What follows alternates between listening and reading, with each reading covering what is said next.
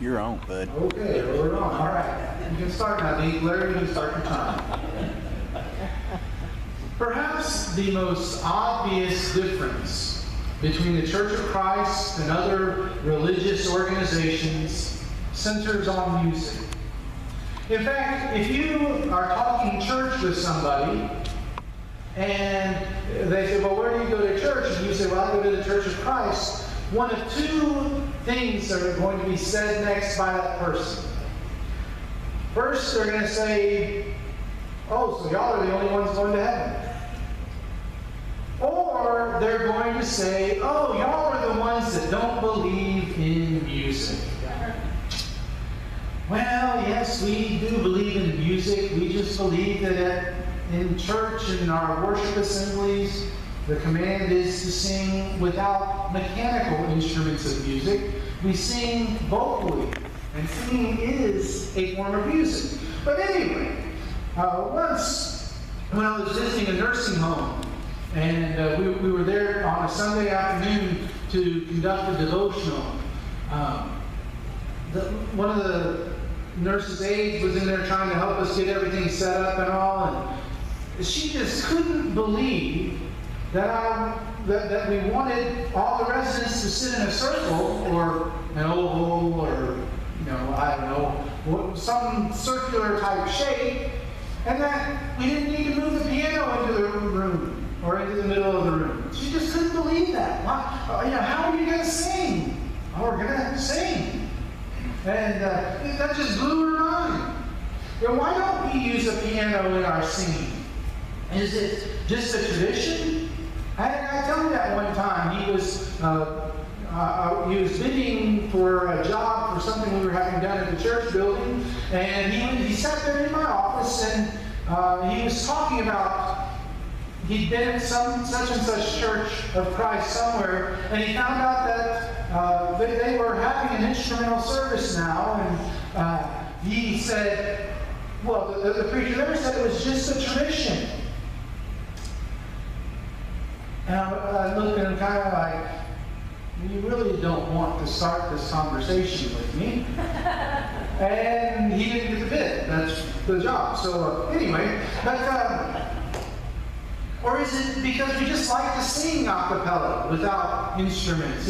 It's not a tradition necessarily, it's a preference. I've heard any number of excuses given by those who are even not members of the church, and even some that are. Those outside the church will ask, well, can't you afford a piano? Or don't you have anyone there who knows how to play the piano? Or my personal favorite, when you're talking to somebody and you got right on the edge of obeying the gospel, and they say, well, if I start coming to church there, then I'll play the piano for you. How do you respond? How do we respond? What do we say? Do we say, well, that's just our tradition? Or do we pass the buck and say, well, the elders said no, and so we have to go along with what the elders say, and that's why we do it, and that's why we don't do it, and so forth? Or do we say we simply don't like instrumental music? We prefer vocal music. Do we try to change the subject? Do we say that since instruments weren't used in the first century, then we figure in the 21st century we shouldn't use them either in our worship assemblies to God? Which that's an item that is clear from scriptural and secular sources, by the way. Do we just shrug our shoulders and say, I don't know, we just never have. I haven't thought about it much. Or could there actually be good, solid reasons that, with their foundation in Scripture, that we don't use mechanical instruments of music in our assemblies? Monica and I had a friend in college who left the church to start attending the Christian church, and when we asked her about it, she said, well, it's so that I can use my musical talents to praise God. Well, you know what? I'm all for people using their musical talents or any other talents to praise God. Just not in a worship assembly. There's lots of other times when you can. And it's okay. Outside the worship assembly, use that gift. Our concern is with the assembly, with the worship assembly. The instructions that we find in the New Testament are instructions that deal with the worship assembly of Christians. It's not private times or other gatherings. They deal with the worship assembly. And so this evening I want to give you 5 reasons why we don't use mechanical instruments during our singing, during our worship assemblies. There are more than 5 reasons. Don't let me just stopping at 5 make you think that that's all there is. There's more, including arguments based on Greek word usage and so forth. However, the 5 reasons I want to give you are easy to remember. They are solid, they are valid, and most importantly, they are based on Scripture. The first reason that we don't use instruments of music, mechanical instruments of music, is that Christians must worship only as God commanded. We must worship only as God commanded. Consider these Old Testament examples of people who maybe didn't worship just as God had commanded. For example, Genesis 4, verses 4 and 5 says, "But Abel brought fat portions from some of the firstborn of his flock. The Lord looked with favor on Abel and his offering, but on Cain and his offering he did not look with favor. So Cain was very angry and his face was downcast."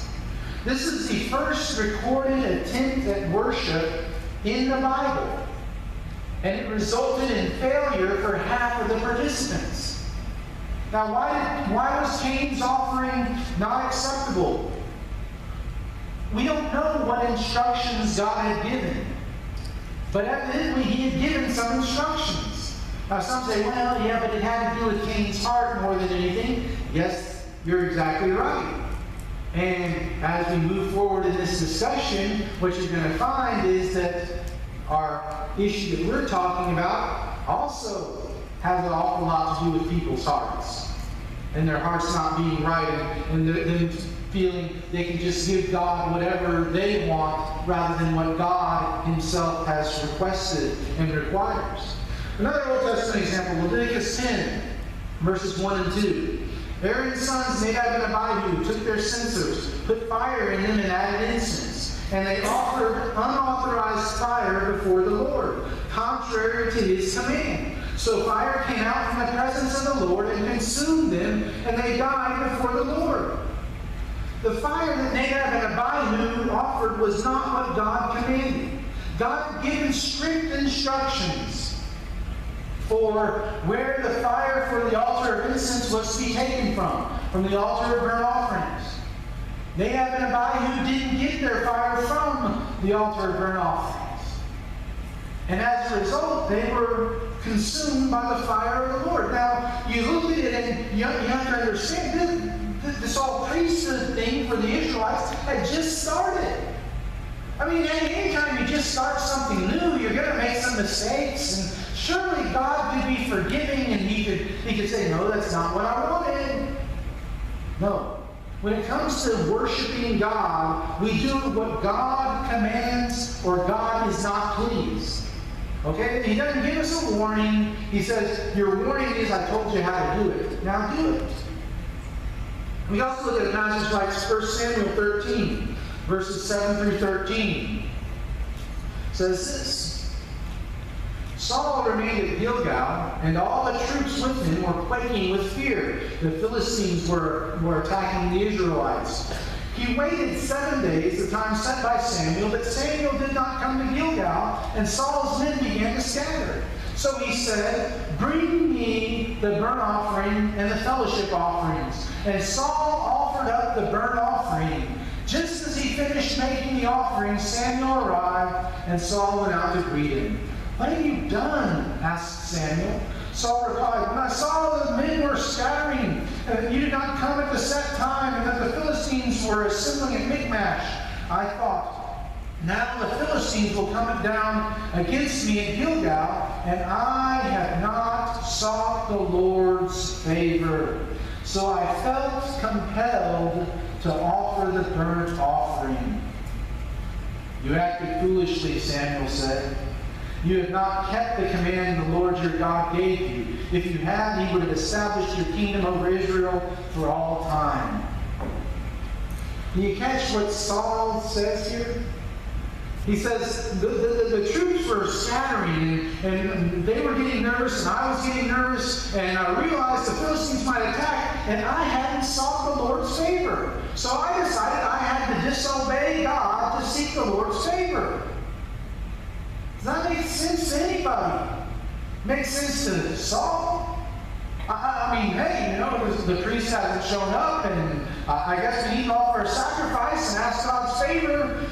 I'm not from the tribe of Levi, I'm from Benjamin. I'm not a priest, I'm the king, but hey, it's good to be the king. I'll do what I want to do. Bad things resulted from that. We could also look over at chapter 15 of 1 Samuel, where the Amalekites are supposed to be totally destroyed. And Saul says, when Samuel shows up, hey, the Lord bless you, I've carried out all of the Lord's commands. And Samuel says, no, you haven't. But let's look over to 2 Samuel chapter 6. 2 Samuel chapter 6, verses 3 through 8. The Philistines have captured the Ark of the Covenant, but they found that the Ark of the Covenant doesn't necessarily agree with the Philistines. And so they are transporting the Ark back to Israel. And here's what it says. They set the Ark of God on a new cart and brought it from the house of Abinadab, which was on the hill. Uzzah and Ahio, sons of Abinadab, were guiding the new cart with the Ark of God on it. And Ahio was walking in front of it. David and the whole house of Israel were celebrating with all their might before the Lord, with songs, with harps, lyres, tambourines, sistrums, and cymbals. When they came to the threshing floor of Nacon, Uzzah reached out and took hold of the ark of God because the oxen stumbled. The Lord's anger burned against Uzzah because of his irreverent act. Therefore God struck him down and he died there beside the ark of God.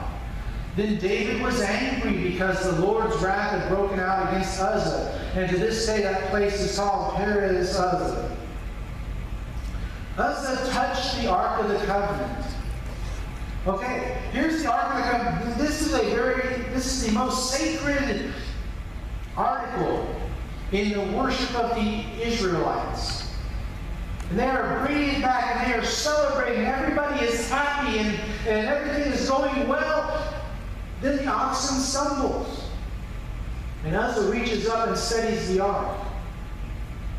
Now you would think that that's a pretty innocent act. Except for the fact that God said no one was to touch the ark.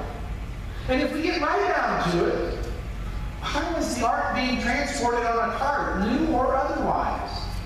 The way God said to transport the ark is for priests to carry it. That's the way it was supposed to be carried, but it wasn't being carried that way. David gets upset. But the ark wasn't supposed to be on the cart anyway. It shouldn't have mattered if the oxen stumbled because priests were supposed to be carrying it. And when the oxen did stumble, Uzzah should have not reached up and grabbed it to steady it. Uzzah should have let God steady the ark. But he didn't. And he paid with his life for it. Now some might say, yeah, but that's all the Old Testament. Pretty soon here you're going to get to where you say the Old Testament doesn't matter in this little discussion. So, why are we looking at Old Testament examples? Okay, well, let's look at some New Testament examples. Matthew 15, verse 9. Jesus himself says about the Pharisees, they worship me in vain. Their teaching are but rules taught by men. Jesus is saying it does no good to try to worship God if your teachings about worship or other matters are contrary to the will of God. If you're going to say we need to worship God by doing this, even though the Word says don't do it, it's vain worship. It's meaningless worship. It's worship that does not have the desired effect. Then you can look at Acts chapter 5, the story of Ananias and Sapphira. Now, first of all, let me say, there was nothing wrong with Ananias and Sapphira selling the piece of land and keeping part of the money for themselves and giving the rest to the church. There's nothing wrong with that. The wrong came about because they represented their gift to the church as being the entirety of the sale. They didn't see everybody else was selling property and giving all of the money to the church. And they wanted to feel like they were right at home with that. And so they represented falsely that they had given all of the money. Didn't work out too well for them, did it? They both died. Because they hadn't just lied to man, they lied to the Holy Spirit. 1 Corinthians 4, verse 6, Paul writes, "Now, brothers, I have applied these things to myself and Apollos for your benefit, so that you may learn from us the meaning of the saying, do not go beyond what is written. Then you will not take pride in one man over against another." God and God alone is to be worshipped. But in worship, we must only do what God has commanded and not go beyond what is written. Not say, well, he said this, but I kind of like this better. And so therefore I'm going to offer this instead of what he has commanded. We could also look at 1 Corinthians 11, 17 through 34. Christians in Corinth were making a mistake when in worship, dealing with communion, with the Lord's Supper. And as a result, they were eating and drinking condemnation upon themselves because they weren't doing it with the spirit and the attitude that God required them to do. And you also consider heathen religions. You know, the heathen religions have committed some of the worst atrocities when left to their own planning for worship. You think about it. Human sacrifice. Murder.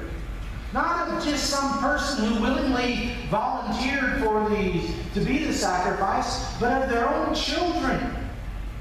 The Old Testament is filled with examples of people in the world, people, non-Israelites, doing that. And of the Israelites following their example instead of doing what God told them to do. Things like fornication. When I was between the sophomore and junior year of college, I went on a mission trip to Greece. We went to the temple of Aphrodite. In that temple, the priestesses would better be called prostitutes, because that's what they would do in the name of religion. We can look at things like drunkenness. You got the gods of party in the Greek religion, the Roman religions, in other heathen religions. Torture. Sometimes even done in the name of God himself. In the Middle Ages, in the Dark Ages, when people were forcing people to convert and so forth. No wonder God has reserved the right to himself alone to tell us how he wants to be worshipped.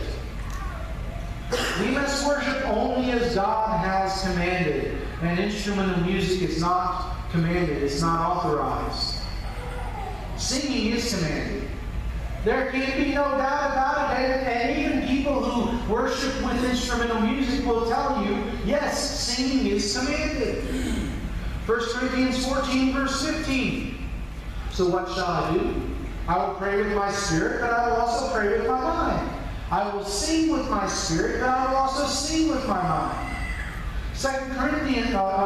Colossians 3:16. Let the word of Christ dwell in you richly as you teach and admonish one another with all wisdom, and as you sing psalms, hymns, and spiritual songs with gratitude in your hearts to God. And look at Ephesians 5:19. Speak to one another with psalms, hymns, and spiritual songs. Sing and make music in your heart to the Lord. Now, some might say, okay, there's that word in Psalms there. The Greek word is solid, and they've never taken a Greek class in their lives, okay? But they know this. That Greek word solo implies a plucking.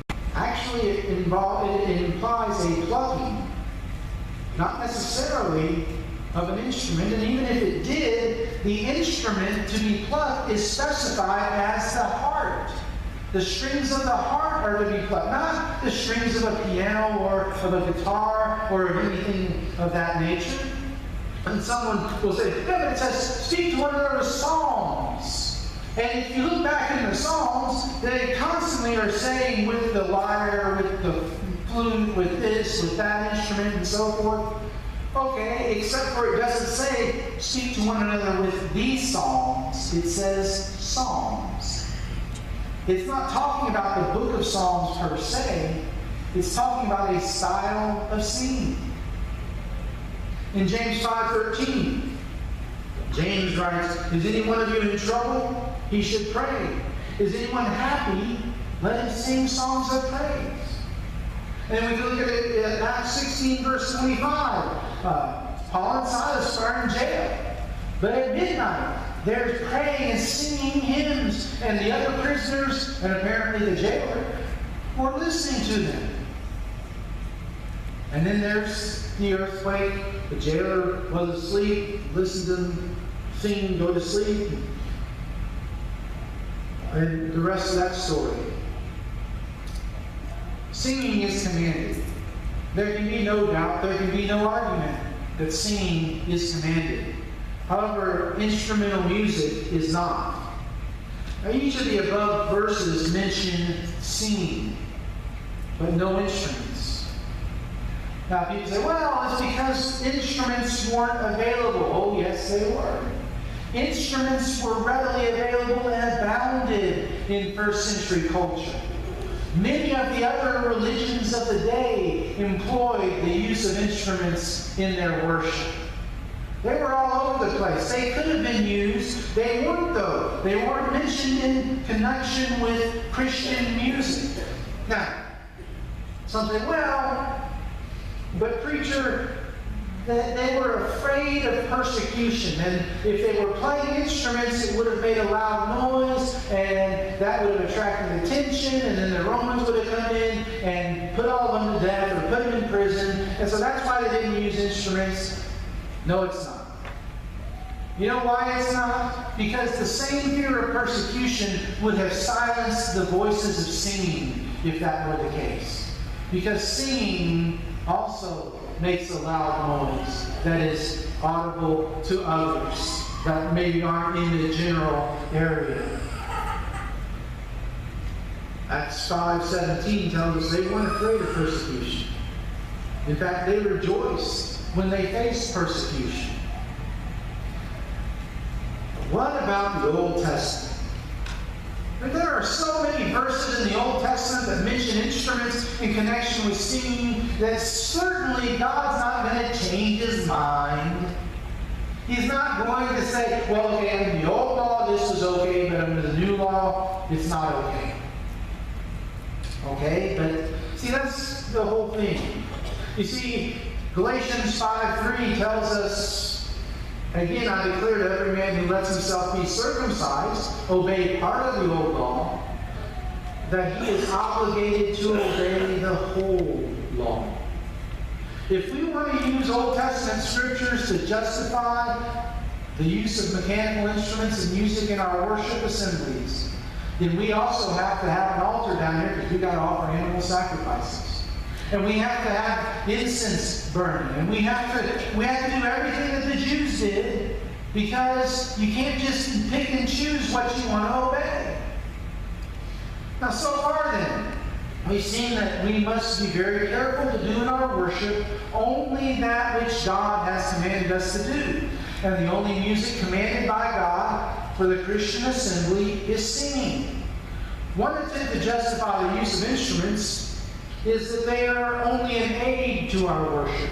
That they're not that big of a deal. Well, instrumental music cannot be considered only an aid. If it wasn't that big a deal, then why is it that the people who insist that instruments are okay are the ones that are trying to justify them? If they're not a big deal, then why have this discussion? In Jewish worship, instruments are a specific act of worship. For example, Psalm 150 verse 3 says, "Praise him with the sounding of the trumpet. Praise him with the harp and lyre." Okay, there are a specific way that we are praised, that David was praising God, or that the Israelites were to praise God. To consider instruments as an aid to the Christian worship, then, means taking what is clearly an independent act of worship under the Jewish system and using it in Christian worship as only an aid to another act of worship. That just doesn't wash. That's not good logic. People say, well, yeah, but it's the same thing with songbooks. No, it's not. No, it's not, because you see, the songbooks don't make a sound. Okay, they can make a sound if you drop them, I understand that. But by themselves, they don't make a sound. Well, the instruments don't make a sound either by themselves. You're right. Until you blow into them. And if you're blowing into an instrument, or what if it's a woodwind or whatever you're blowing into, then you can't be singing, which is what the command is. Well, it's the same thing as the PA system. No, it's not. This microphone is only going to reproduce what I say. It's going to make it louder. If it's an instrument does not just simply amplify your voice. It makes a completely new, distinct sound. So it can't be just an aid, because in Jewish worship it was a specific act of worship. You can't say, okay, well, we're going to use the Old Testament, but we're not going to use it the same way the Old Testament used it. I mean, you're playing with fire. Again, reference to Nadab and Abihu. Besides, the command to sing clearly excludes all other types of music. You see, when God names one item in a category as his commandment, all other items in that category are excluded. When God specified the use of singing in worship, all other forms of music are excluded. Here are a couple of other examples. The Lord's Supper.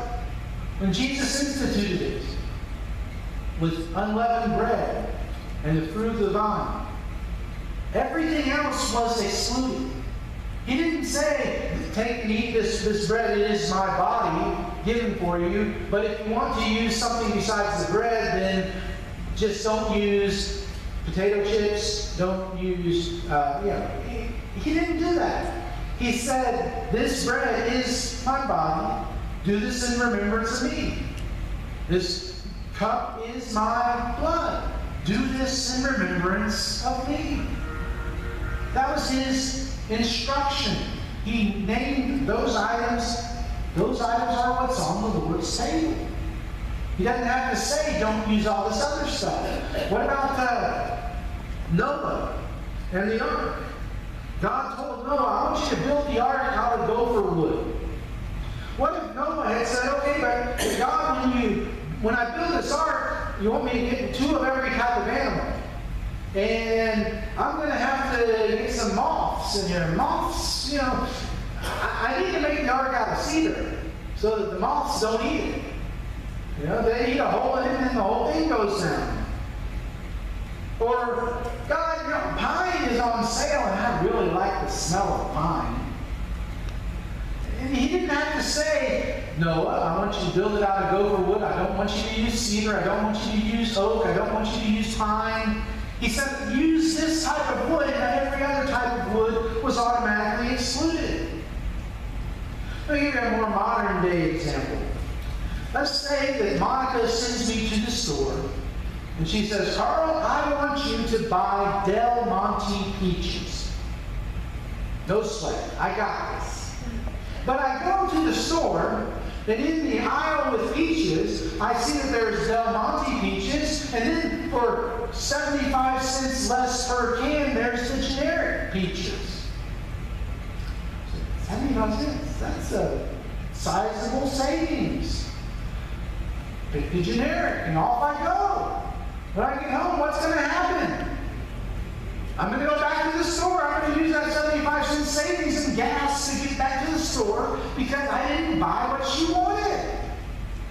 She specified Del Monte peach. Or what if I did this? What if I came home with Del Monte mixed fruit because it has peaches in it?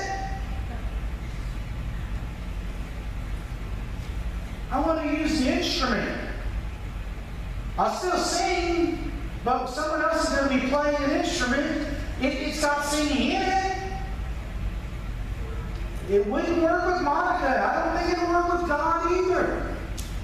Because Monica specified she wanted peaches, not mixed fruit. And she didn't have to say, I don't want you to get mixed fruit. I don't want you to get generic. I don't want you to get dull. I don't want you to... She said, I want Del Monte peaches. That narrows it down. That's what she wants. That's what she expects to give. Besides, it really isn't such a name. I mean, it interferes with the singing more than helping the singing, because instead of singing, we tend to listen to it. We tend to listen and to get involved in that instead. Singing is what God commanded us to do. But you see, the whole reason that instruments were introduced in the first place is because the singing was so quote-unquote bad that they decided if we have a piano or something else to cover it up, then it'll sound better to us. Problem is, it may have sounded quote-unquote bad to them, but it sounded perfectly good to God, because that's the type of music that God authorized. And besides, it places emphasis on the external rather than on the internal. In John 4:24, Jesus tells the Samaritan woman at the well, God is spirit, and his worshipers must worship him in spirit and in truth. There's a big difference in Jewish worship and Christian worship. Jewish worship appealed to all of the external senses, sight and sound and touch and smell. In fact, even taste. I said, what taste? Well, when they were observing the Passover, they were to eat bitter herbs. And other examples could be given. Christian worship is to be simple and unadorned from an outward perspective, because the emphasis is on the mind and on the heart. Instrumental music can't be considered only an aid. Fourth reason. Instrumental music has been a major cause of division every time it's been introduced. All Bible students and music historians agree that instruments were not used in the first century. They weren't used, and there's no doubt. Historians, secular sources, scriptural sources, all confirm that they were not used in the first century. There were some attempts in the second century made to add instruments, but they met with very strong opposition. Probably from the people who had known the apostles and had a relationship with the apostles and so forth. In fact, as late as 1250, Thomas Aquinas, a Catholic theologian, expressed strong opposition to their use. And his reasoning in 1250 was, lest we be seen to be Judaized.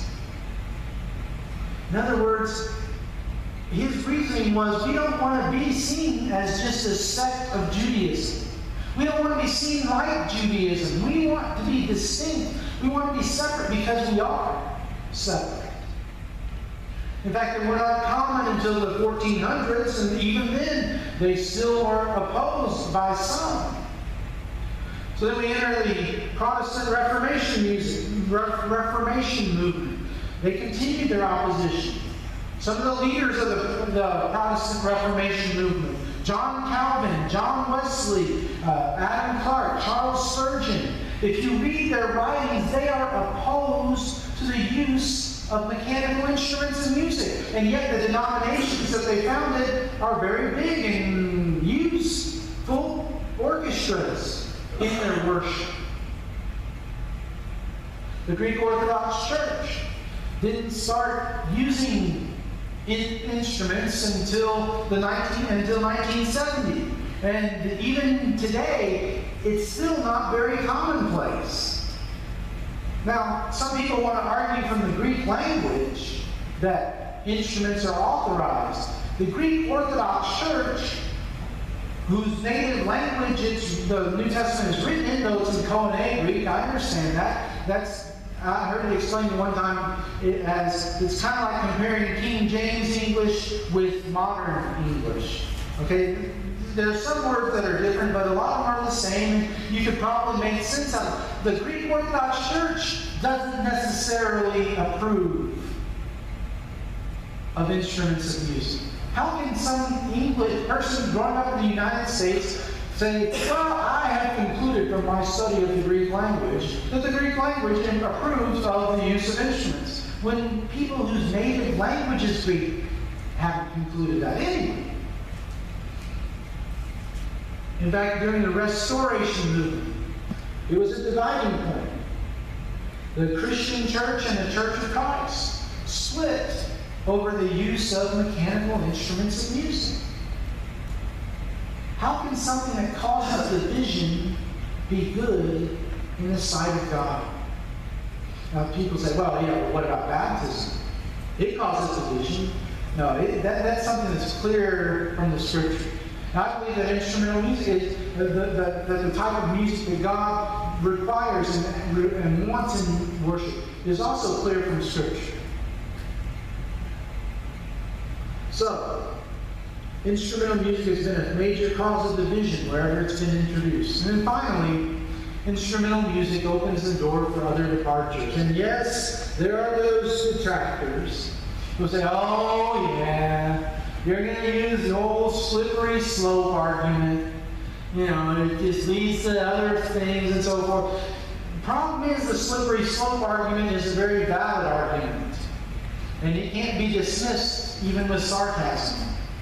It has to do, you see, with our view of the silence of Scripture.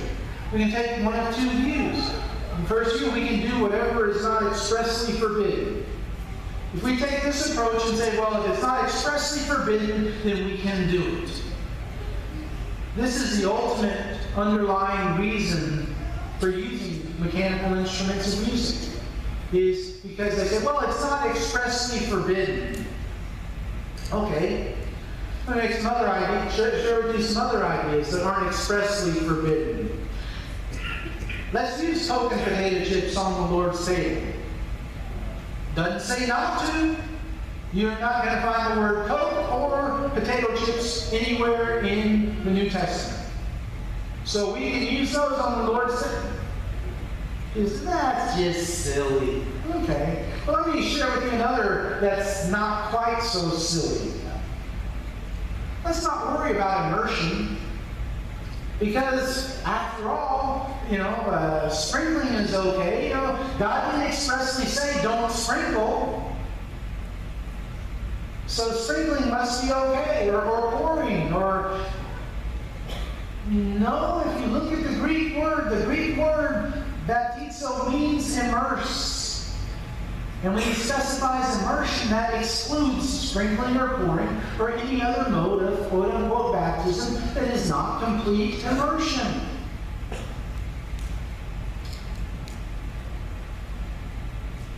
I tell you what, let's do. Another idea. Let's go ahead and have an animal sacrifice. I mean, hey, that would do something to stir up the emotions right there. That's what people say about instrumental music. Well, the instruments just stir our emotions. That stirs some emotions. Some of them wouldn't be so hot. I mean, some of them would be very anti-worship. We get PETA involved, and then we're in big trouble. But I mean, can you just imagine, though, that being able to look into the eyes of that lamb or oxen or whatever it is that we're going to sacrifice just before its throat is slashed? Oh, that would stir up so many good emotions. If we take the approach we can do whatever is not expressly forbidden, that's the road that we head down.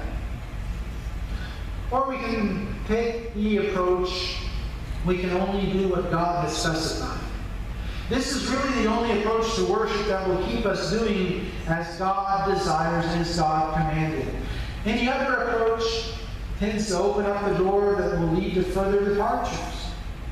Is that worship is about what God wants, not about what we want. Worship isn't about the worshipers.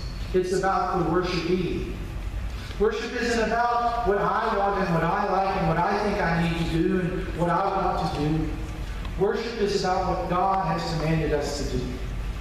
God has commanded us to sing. He has not commanded us to play. He has not commanded us to listen.